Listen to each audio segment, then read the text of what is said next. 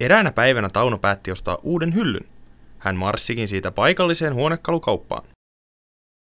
Kaupassa Taunolle esiteltiin hieno hylly, joka toimitettaisiin Taunolle kotiin jo heti ensi viikolla. Tässä Tauno sinulle juuri sopiva hylly.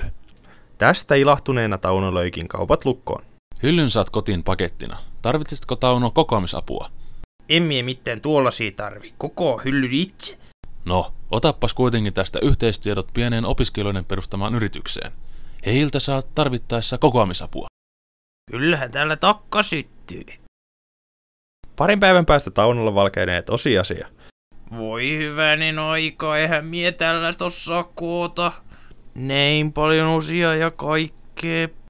Hetkinen, olisiko niistä poista sittenkin apua? Taidanpas soittaa.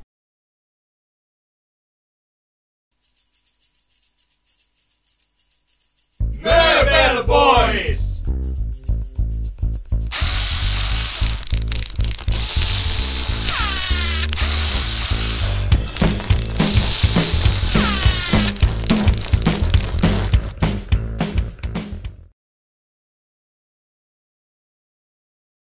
Kylläpäs möbelpojat osasivat hommansa hienosti.